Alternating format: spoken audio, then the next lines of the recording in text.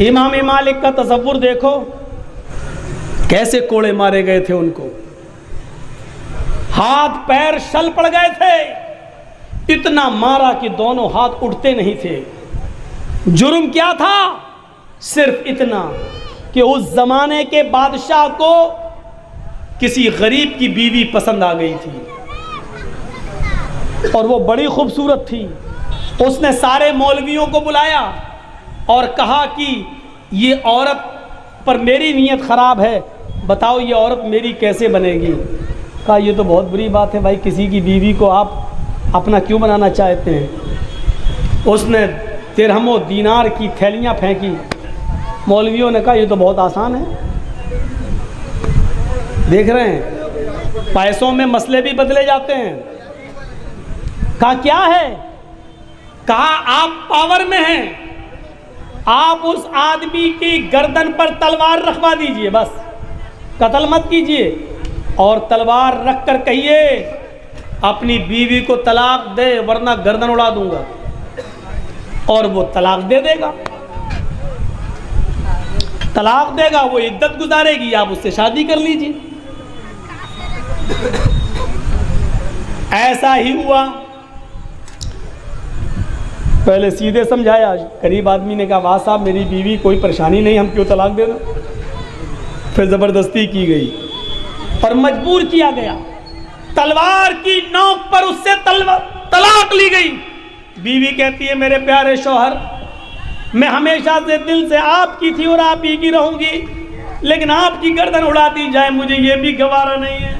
आप मजबूरी में मुझे तलाक दे दीजिए, मैं इद्दत गुजारूंगी और बादशाह अगर शादी करना चाह रहा है तो मैं कर लूंगी, लेकिन मैं दिल से कभी उसकी नहीं हूं। लेकिन आप अगर कत्ल कर दिए गए तो मेरा कौन रहेगा। उसने न चाहते हुए भी अपनी बीवी को तलाक दे दी मौत के डर से।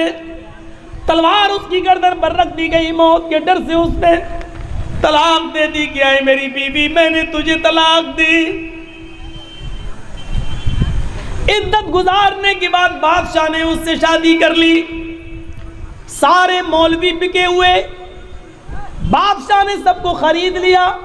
उस जमाने का सबसे बड़ा बुजुर्ग इमाम मालिक रहमतुल्लाह अलैह, जब उनके कानों में यह आवाज जाती है कि बादशाह ने उस गरीब आदमी की गर्दन पर तलवार रखकर उससे जबरदस्ती तलाक दिलवाई और मजबूरी में उसने तलाक दी, तो जुमेरात की रात को हदीसों की तैयारी की और जुमे के दिन अपने सर पर कफन का अमामा बांध कर जाते हैं, जुमे का खुतबा देते हैं। जिस मस्जिद में इमाम मालिक रहमतुल्लाह अलैह जुमे का खुतबा देते थे, उसी मस्जिद के अंदर बादशाह भी नमाज पढ़ने आता था। बादशाह के 50 बॉडीगार्ड नंगी तलवार लेकर मस्जिद में हाजिर होते थे कि हमारे बादशाह के ऊपर कोई गलत नजर न डाले या उसको खतरा ना हो। वो नंगी तलवारें चमक रही थी। बादशाह मस्जिद में आया हुआ था, इमाम मालिक ने कफन का अमामा बांधा था और सर पर लपेट कर आए थे। छड़ी लेते हैं और जुमे का खुतबा देना शुरू कर देते हैं और उस खुतबे में कहते हैं मैंने सुना है कि इस मुल्क के बादशाह ने एक गरीब आदमी की गर्दन पर बंदूक रखकर तलवार रखकर उससे तलाक दिलवाई है, और सारे मौलवियों ने फतवा दे दिया कि तलाक चाहे जबरदस्ती दिलवाई जाए चाहे जैसे तलाक हो जाती है। सुना है कि उस औरत ने मजबूरी में तलाक ले ली और उस आदमी ने मजबूरी में तलाक दी। अल्लाह करे ये बात झूठ हो, अगर ये सच है तो सुन लो, जनाबे मोहम्मद रसूलुल्लाह सल्लल्लाहु अलैहि वसल्लम ने फरमाया है इन्ना तलाक़ल मुकरिहा लैसा बिशै, जबरदस्ती दिलवाई हुई तलाक तलाक नहीं होती है। इन्ना तलाक़ल मुकरिहा लैसा बिशै, जबरदस्ती दिलवाई हुई तलाक तलाक नहीं होती है। अगर तलवार रखकर तलाक देने पर मजबूर किया तो वो तलाक ही नहीं हुई है। और बादशाह ने उस औरत से अगर निकाह किया है तो बादशाह हरामकारी कर रहा है, उस औरत के साथ जिना कर रहा है। खुतबा देकर ख़त्म करते हैं। इमाम मालिक को मालूम था कि अब मेरा अंजाम क्या होगा। उन्होंने नमाज पढ़ाई। मैंने कहा ना, हर किसी का दिल इतना मजबूत नहीं होता है कि वो डंके की चोट पर हक बात कह दे और बादशाह के सामने कह दे, ये तो मुमकिन ही नहीं। लेकिन इमाम मालिक को मालूम था, अपने घर पे कह के भी आए थे कि बीवी मेरा इंतजार मत करना, कह के भी आए थे। इमाम मालिक रहमतुल्लाह अलैह ने जब ये फतवा दे दिया, आए और नमाज पढ़ाया। नमाज पढ़ाने के बाद जैसे ही मस्जिद से बाहर निकलते हैं, लोगों को मालूम है, उस मस्जिद के मुसल्लियों को मालूम है, उस मस्जिद के नमाज पढ़ने वालों को मालूम है कि इमाम मालिक अब नहीं बचेंगे। मस्जिद से बाहर निकलते ही इमाम मालिक को उन 500 बॉडीगार्डों ने गिरफ्तार कर लिया और पहले उनको बादशाह के दरबार में लाया गया। बादशाह ने पहले प्यार से समझाया। इमाम मालिक कहते हैं, आपका प्यार सराहों पर, लेकिन हदीस अपनी जगह पर, इन्नत तलाक अल मुकरिहा लैसा बिशै, जबरदस्ती दिलवाई हुई तलाक तलाक नहीं होती है। फिर उनके सामने दिरहम और दीनार की थैलियां फेंकी जाती है कि ये ले लो, मसला बदल दो। इमाम मालिक रहमतुल्लाह अलैह का जवाब यह था, दिरहम और दीनार को देखा तो बादशाह के सामने उन्होंने अपना पैर फैला लिया। बादशाह ने कहा कि आपका जवाब चाहिए। इमाम मालिक कहते हैं कि मेरा फैला हुआ पैर आपको जवाब दे रहा है। कहा मैं समझा नहीं। इमाम मालिक रहमतुल्लाह अलैह जवाब देते हैं कि बादशाह के सामने पैर फैलाने वाला बादशाह के सामने कभी हाथ नहीं फैलाता।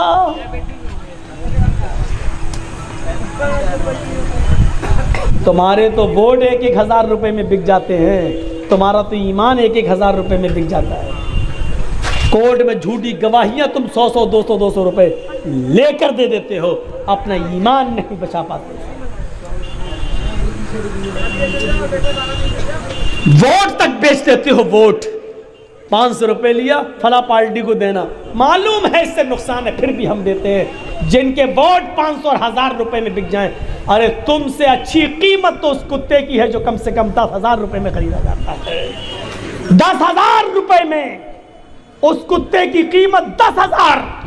तुम्हारी कीमत, तुम्हारे जमीर की कीमत 1,000। कुत्तों से भी सस्ते हैं आज हमारे जमीर, हमारे दिल कुत्तों से भी ज्यादा सस्ते हैं। बादशाह ने कहा अब इनको बांध दो। बांध दिया गया। फिर उनके ऊपर कोड़े बरसाए गए। 80 कोड़े ऐसे मारे गए, लौ ज़ुरिबतिल फ़ीलु लहरबत। अगर वो 80 कोड़े किसी हाथी को मारे जाते तो हाथी भी भाग जाता, हाथी भी बर्दाश्त नहीं कर पाता। ऐसे कोड़े मारे गए इमाम मालिक रहमतुल्लाह अलैह की बॉडी पर, और दोनों हाथ उठते नहीं थे। चीख कर कहने लगे, बादशाह मार खाने से मैं बच नहीं रहा हूं, न भाग रहा हूं, अजान की आवाज आ रही है, नमाज पढ़ लेने दे। ठीक है। एक आदमी ने उनको वुजू बनवाया, नमाज पढ़ने के लिए खड़े होते हैं उसी बादशाह के दरबार में, लेकिन हाथ उठने के लायक नहीं है। इतना मारा गया हाथ में कि दोनों हाथ जमीन पर लटके हुए उड़ नहीं रहे, शल पड़ गए। ऐसे ही बोलते हैं अल्लाहु अकबर, हाथ लटके हुए क्योंकि उठ ही नहीं रहे। आपने देखा होगा, कभी हज करने गए होंगे मक्के में या मदीने में, बहुत से लोग हाथ छोड़ के नमाज पढ़ते हैं, दोनों हाथ नीचे करके। क्यों? इमाम मालिक के मानने वाले, वो कहते हैं कि हमारे इमाम ने नहीं बांधे थे इसलिए हम भी नहीं बांधेंगे।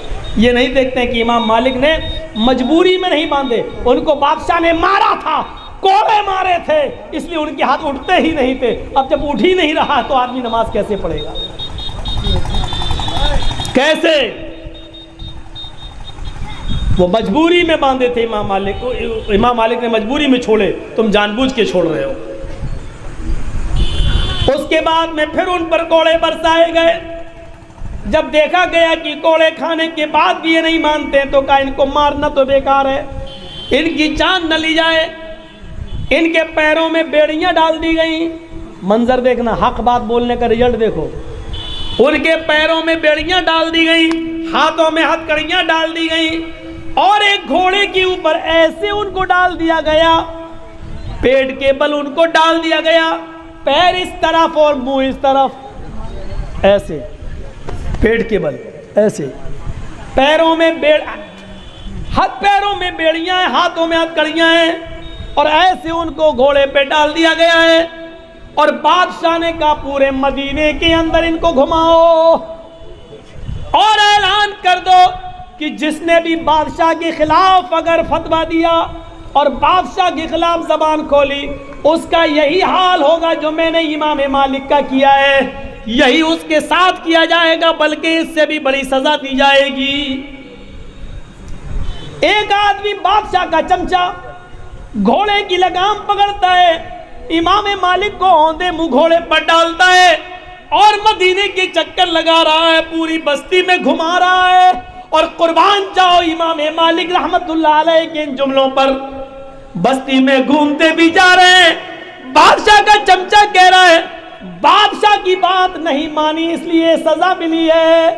अगर किसी ने भी सर ऊंचा किया और बादशाह के खिलाफ जबान खोली तो उसका यही अंजाम होगा। जब वो चुप होता, जब बादशाह का चमचा चुप होता तो इमाम मालिक जोर से चीखते हुए कहते हैं ये बादशाह का चमचा है, झूठ बोल रहा है। ऐ मदीना वालों, बादशाह के खिलाफ बोलने से हमें ये सजा नहीं मिली, बल्कि मोहम्मदुर रसूलुल्लाह की हदीस सुनाने की सजा मिली है। इस घोड़े पर हाथ मेरे टूट चुके हैं, पैरों में बेड़ियां पड़ी हुई है, मेरी मौत का मुझे आवाज दे दे, कोई पता नहीं, लेकिन मौत के मुंह में होने के बावजूद फिर ये फतवा दे रहा हूं, इन्ना तलाक़ल मुकरिहा लैसा बिशई, जबरदस्ती दिलवाई हुई तलाक तलाक नहीं होती है। बादशाह जिना कर रहा है, बादशाह हरामकारी कर रहा है। उन्होंने घोड़े पर बैठकर औंधे मुंह लटक कर मौत के मुंह में भी यही आवाज देते रहे और बादशाह के खिलाफ बोलते रहे कि बादशाह हरामकारी कर रहा है। वतवासौ बिल हक़्क़ी, हक बात बोलना हर किसी के बस की बात नहीं है, और जो बोलता है उसको ऐसे ही परेशानियां आएंगी। अगर परेशानियां उठाने का कलेजा हो आपके अंदर तो हक बात बोलो, वरना अपने घर में सर्दियों में लिहाफ ओढ़ के सोइए और गर्मियों में ठंडी एसी चला के सोइए, उसी में आपको आराम मिलेगा। इसलिए कि हक बात कहने का कोई फ़ायदा, हक बात कहो और परेशानी ना, ऐसा हो नहीं सकता।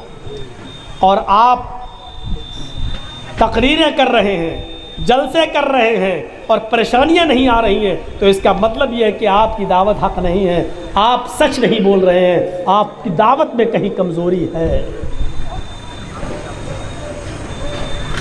आपकी दावत में हक बात किसको कहते मालूम है?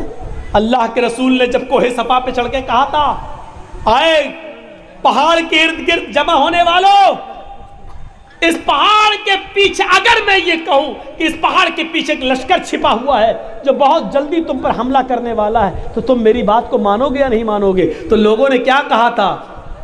कालू मा जर्रबना अलैका इल्ला सिद्का, अल्लाह के रसूल हम आपकी बात को मानेंगे, हर हाल में मानेंगे। आपने कहा क्यों मानोगे मेरी बात? कहा इसलिए मानेंगे क्योंकि हमने आपकी 40 साल की जिंदगी देखी है, आप जिंदगी में कभी झूठ नहीं बोले, इसलिए हम आपकी बात मानेंगे। जब आपने ये कहलवा दिया कि जिंदगी में आप कभी झूठ नहीं बोले, तो मुझे सच्चा मानते हो? हाँ मानते हैं। तो ये भी सच है कि मैं अल्लाह का रसूल बनाकर भेजा गया हूँ। क़ूलू ला इलाहा इल्लल्लाह, तुम एक अल्लाह की इबादत करने वाले बन जाओ, ला इलाहा इल्लल्लाह कह दो, कामयाब हो जाओगे। तो जानते हो, जैसी आपने हक बात कही, ला इलाहा इल्लल्लाह कह दो, तो सबसे पहले दुश्मनी किसने की? सबसे पहले कौन उठा उसी मजमे में? जो नीचे खड़ा था, आपका चचा अबू लहब खड़ा होता है और क्या कहता? तब्बल लका या मोहम्मद अलिहाजा जमाता ना, अय मोहम्मद तू बर्बाद हो जा, अय मोहम्मद तू मिट जा। क्या इसीलिए जमा किया था? हम तेरी बात मान लें, एक अल्लाह के को माबूद मान लें और 360 बुतों को छोड़ दें, वद सुवा यगूस यऊक नफ्स को छोड़ दें, तू बर्बाद हो जा, तू मिट जा।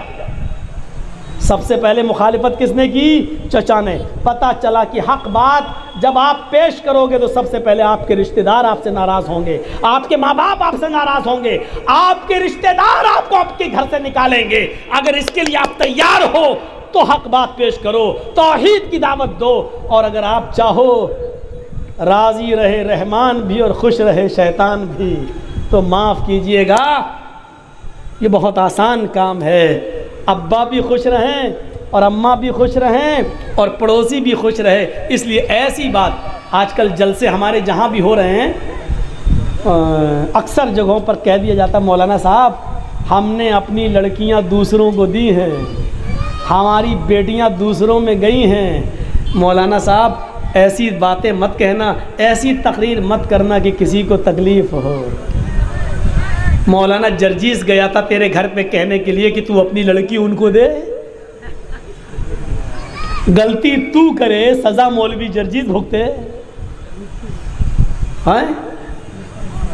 तूने अपनी लड़की किसी कब्र के चूमने चाटने वाले कब्र पुज्जे को दे दी, तो इसमें मेरा क्या कसूर?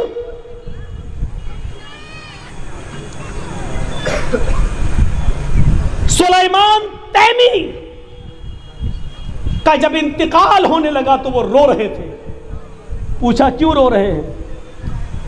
कहने लगे कि 27 साल पहले का मुझे अपना एक गुनाह याद आ गया। मैं सोच रहा हूं कि अल्लाह मैंने मेरे गुनाह को मिटाया होगा या नहीं मिटाया होगा। पूछा कौन सा गुनाह? का बहुत बड़ा गुनाह। और बड़ा गुनाह क्या? अभी मैं बताता हूं आपका। वो ये गुनाह सुलेमान तैमी 27 साल से तौबा कर रहे हैं अपने गुनाह की, और 27 साल के बाद जब उनके इंतकाल का वक्त करीब आया तो रो रहे हैं। पूछा क्यों रो रहे हो? कहा 27 साल पहले गुनाह याद आ गया, उसी को याद करता हूं तो रोता हूं, पता नहीं अल्लाह ने मुझे माफ किया होगा या नहीं किया। कहा गुनाह क्या है? कहा बहुत बड़ा गुनाह है। बताओ तो, मत पूछो, अरे बताओ तो गुनाह क्या है, क्या हुआ? का 27 साल पहले मैंने एक बिदअती से सलाम कर लिया था। अल्लाह के नबी ने फरमाया कि तुम में कोई बिदअती को सलाम न करे। मन आवा मुहदिसन फअलैहि लानतुल्लाह, जिसने किसी बिदअती को अपने घर में ठहराया उस पर अल्लाह की लानत हो। जिसने बिदअती को अपने घर में पनाह दी अल्लाह की उस पर लानत हो। मैंने बिदअती से सलाम कर लिया था, पता नहीं अल्लाह ने हमारा गुनाह माफ किया हो। तुम तो अपनी लड़कियां और अपनी बेटियां बिदअतियों में दे रहे हो, तुम तो अपनी बेटियों का निकाह बिदअतियों के साथ कर रहे हो, कब्रों की मिट्टी चाटने वाले और शिर्क करने वालों के साथ कर रहे हो। तुम्हारा ये गुनाह अल्लाह माफ करेगा या नहीं करेगा? आ गया मौलवी फसाद कराने। नहीं, तुम अपनी बेटियों का निकाह दूसरी जगह कर रहे हो, फसाद तुमने बर्पा की है। तुम अपने आप को अहले हदीस का टाइटल लगाना छोड़ो, तुम अहले हदीस कहलाने के लायक नहीं हो। अहले हदीस का टाइटल इतनी आसानी से हर किसी को नहीं लगाने देंगे हम। ये किसी के बाप की जागीर नहीं है, जो चाहे लगा दे। अपने साथ कौन? अहले हदीस, अहले हदीस, अहले हदीस। अहले हदीस वो होता है कि इमाम शाफई ने फरमाया था कि जब मैं किसी अहले हदीस को देखता हूं तो ऐसा लगता है जैसे मैं किसी सहाबी को देख रहा हूं। यह अहले हदीस का अमल था कि इमाम शाफई फरमाते हैं कि जब मैं किसी अहले हदीस को देखता हूं, पढ़िए किताब उलूम इमाम शाफई की। इमाम शाफई ने कहा जब मैं किसी अहले हदीस को देखता हूं तो लगता है किसी सहाबी को देखता हूं। अहले हदीस का अमल सहाबी के अमल से मिलता जुलता था। गलती आप करो, सजा मौलवी जर्जीस भुगते।